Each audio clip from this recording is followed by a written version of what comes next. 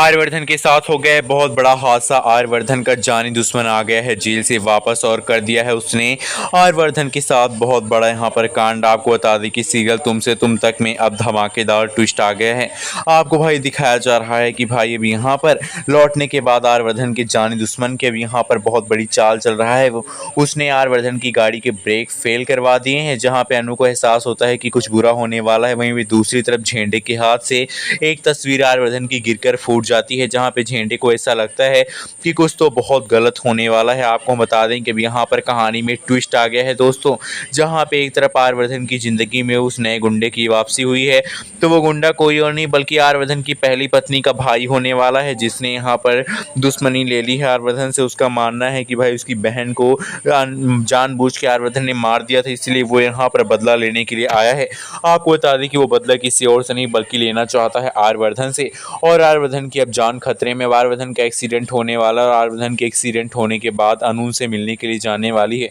जब अनु को पता चलेगा कि आर्यवर्धन का एक्सीडेंट हो गया तो वो कहेगी मुझे एहसास हो गया था कि आपके साथ कुछ बुरा हुआ है, क्योंकि जब मैं पूजा कर रही थी मेरी पूजा वाली चुनरी में मेरे चुनरी में आग लग गई पूजा की दिया से, तभी मुझे साफ हो गया कि आपके साथ कुछ बुरा हुआ है, लेकिन मैं ये कह नहीं सकती थी। अब कहीं ना कहीं यहाँ पर अनु आर्यवर्धन से बहुत ज़्यादा प्यार करती है और आर्यवर्धन के एक्सीडेंट होने के बाद उसका ख्याल रखती हुई अनु नजर आएगी। वेल यहाँ पर जब अनु और आर्यवर्धन एक दूसरे के करीब आएंगे, वो एक दूसरे को यहाँ पर ख्याल जब रखेंगे, तो कहीं ना कहीं यहाँ पर इन दोनों के बीच में एक लव एंगल बनेगा, जिसको देखकर मीरा काफ़ी ज़्यादा जेलसी फील करेगी। वेल यहाँ पर ये सब देखकर एक आदमी है जो कि काफ़ी खुश होने वाली है, वो कोई और नहीं बल्कि आर्यवर्धन की माँ है। आर्यवर्धन की माँ ये सब देखकर काफ़ी खुश होंगी, तो कहीं ना कहीं वो यहाँ पर अनु को अपने घर की बहू बनाने के बारे में भी सोचेंगी। अब भाई कहानी में आपको दिखाया जाएगा कि जो यहाँ पर जानी दुश्मन आया है उससे बचाने के लिए अनु अब यहाँ पर माता रानी के सामने जाकर पूजा करने वाली है, जहाँ पे माता रानी की जो कि यहाँ पर पूजा करने वाली एक राज आपको दिखाई जाती है माता जी, जो माता रानी को अपने सर पे लेकर घूमती हैं एक डलवे में।